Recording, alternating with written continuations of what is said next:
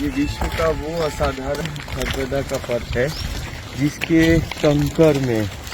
पत्थर में, पेड़ों में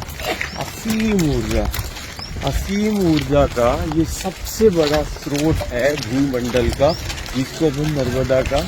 पथ कह रहे हैं। साथ में जिस असाधारण पथ पर हम चल रहे हैं, जहाँ चलने से शक्ति का संचार होता है।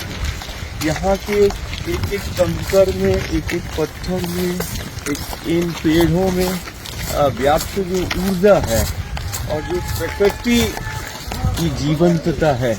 वो हमें इस नर्मदा के पथ पे मिलती है। और इसमें बड़ा मतलब माना जाता है, हमारी मान्यता भी है। और सदियों से जो है इस पथ के पथिक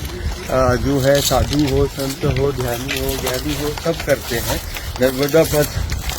के पथिक बनते हैं। इस असाधारण शक्ति जो नदी के रूप में हमें दिखाई दे रही है, ये नदी के रूप में प्रत्यक्ष वो शक्ति है। नदी नहीं, हमारे लिए ये भगवती है, जिसकी हम बड़ी उमंग उत्साह के साथ हम परिक्रमा करते हैं। तो कहीं ना कहीं ये महाव्रत की शुरुआत या महाव्रत या ये साधना इस नर्मदा पर केंद्रित है, इस माँ पर केंद्रित है, इस प्रकृति पर केंद्रित है। कहीं ना कहीं जहाँ हम रोज बार बार जो हम बोलते हैं कि आज समूचा देश और दुनिया कई प्रकार के संक्रमण और आपदाओं का शिकार हो रही है, वहीं दूसरी तरफ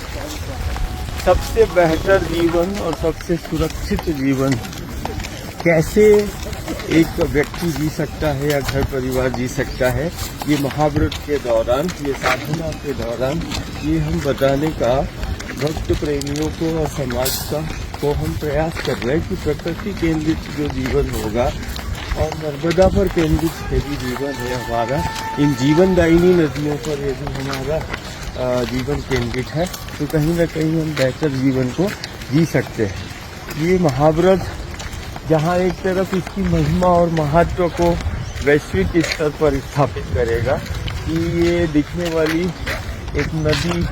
की ये धारा जो हम देख रहे हैं, ये दुनिया के लिए बहता हुआ पानी है, हमारे लिए ये जीवंत शक्ति है, ये शक्ति का सबसे बड़ा स्रोत है। लेकिन आज हम वही दुनिया को बताना चाह रहे हैं कि ये दुनिया के लिए एक साधारण सी नदी हो सकती है, बहता हुआ पानी हो सकता है, लेकिन जिस जल को हम देख रहे हैं, इसकी जल की एक एक बूंद में वो समाई वो शक्ति है। जल का एक एक बूंद में असीम ऊर्जा है, और वही जल का सेवन करने से हम इतने दिनों से ये बताने का प्रयास कर रहे हैं कि दुनिया का सबसे असाधारण जल जो है वो यही है, जिसे हम माँ नर्मदा का जल हम कह रहे हैं। और इसमें जो नर्मदा के मैया के पत्ते लगे ये जो वृक्ष है,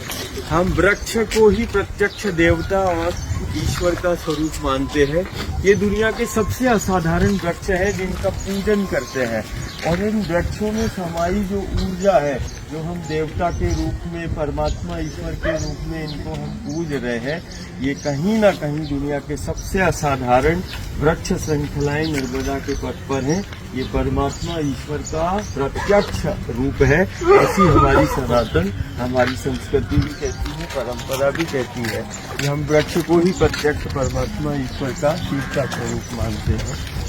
हम प्रकृति को पूजते हैं, और आज कहीं ना कहीं महाव्रत के माध्यम से हम सिर्फ यही बताने का प्रयास कर रहे हैं कि जो प्रकृति के निकट है वो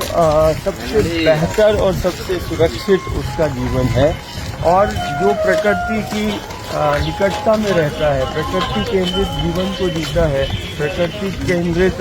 व्यवस्था को वो अपनाता है, उसको किसी प्रकार का कोई संक्रमण, कोई आपदा उसके जीवन या घर परिवार में नहीं आ सकती है। तो कहीं ना कहीं ये महाव्रत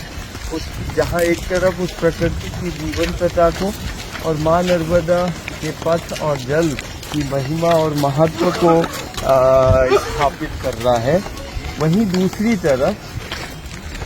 ये संरक्षण संवर्धन का भी संदेश दे रहा है कि कितना आवश्यक है इस माँ नर्मदा के जल की स्वच्छता और पवित्रता को बनाए रखना। ये महाव्रत इस बात आपको भी संदेश दे रहा है कि कितने आवश्यक है ये पेड़ पौधे इसके किनारे। कारण कहीं ना कहीं मैंने जो अपने उसमें पाया कि जब हम ध्यान करते हैं तो हमें ध्यान में सिर्फ यही समझ में आता है कि कहीं ना कहीं पूरे ब्रह्मांड में सिर्फ पृथ्वी में जो है ये पेड़ पौधे मिलेंगे। किसी भी ग्रह में ये पेड़ पौधे इतना अनमोल उपहार नहीं है। तो कहीं ना कहीं ये सबसे बड़ी धरोहर जो हमें दिखाई दे रही है ये पेड़ और पहाड़ हैं जो शक्ति के स्वरूप में। और आज वास्तविक में सदी का सबसे बड़ा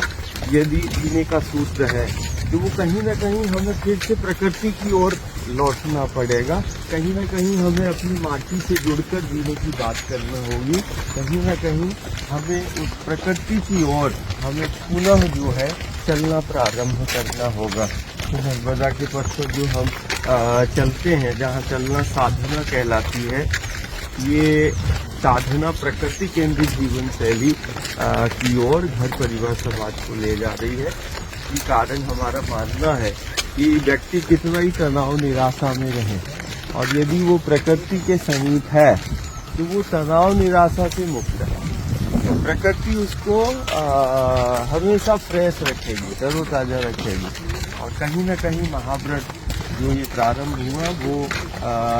उसके पीछे इसकी महत्वता को दर्शाना है। और साथ में प्रकृति और नर्मदा के संरक्षण हो, संवर्धन हो, या इन जीवनदायिनी पवित्र नदियों का हो, या पेड़ पहाड़ों का हो, विंध्याचल हो, सतपुड़ा हो, अरावली की वो पर्वतमालाएं हो, या दक्षिण भारत की वो पश्चिम की वो पर्वतमालाएं हो, कहीं ना कहीं समाज को इनसे जोड़ना है और जुड़कर सबसे बेहतर जीवन को जीना है।